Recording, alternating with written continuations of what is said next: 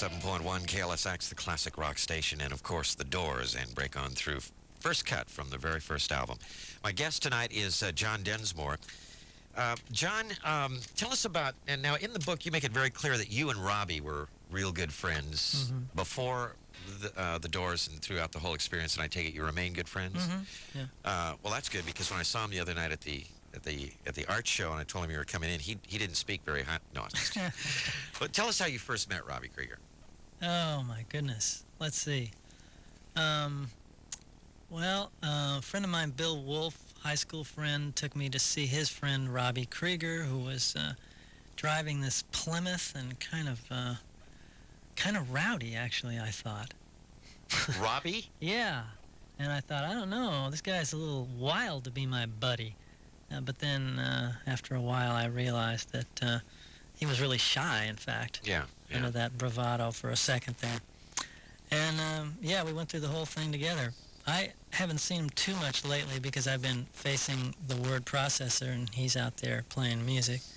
But, yeah, we're still soul mates. Let's discuss him for a minute. And you were very good about talking about some of the musical contributions that he's made. And I'll tell you, quite frankly, and I'm sure it's under the shadow of Jim's persona and all of that, but I always felt that Robbie never got the due or the recognition, like, for example, Jimmy Page with what he brought to guitar playing, and Hendrix and Clapton and a number of people, because Robbie Krieger, there are in my opinion, there are three distinct things that he brought. One is the flamenco-style guitar playing, the use of the bottleneck guitar, Yeah. and also what I always considered the most important factor was how he interpreted the lyrical content. And we should also say he wrote a lot of the songs. Yeah.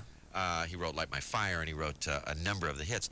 But it was when Jim would sing, and then you would go into the guitar break, it wasn't like, okay, we're going to do two verses and a chorus, then it's the obligatory 12-bar guitar break. It was almost like the lyrics would continue with Robbie's finger. It was interpreting like that. Am I reading something to it? Well, yeah, but yeah, everyone should. We've been working on getting Robbie credit for the last 20 years now, and people are becoming more aware. He played with his fingers. He had long fingernails for flamenco, and so he didn't use a pick, and I'd say his songwriting ability is the other thing. We really arranged the songs all together, so seeming like Jim's lyrics continued. Well, maybe you mean that with the guitar lines. That's exactly what I'm saying. In other words, it was the guitar break seemed to be an extension of the lyrical message, if that makes sense to you. Yeah.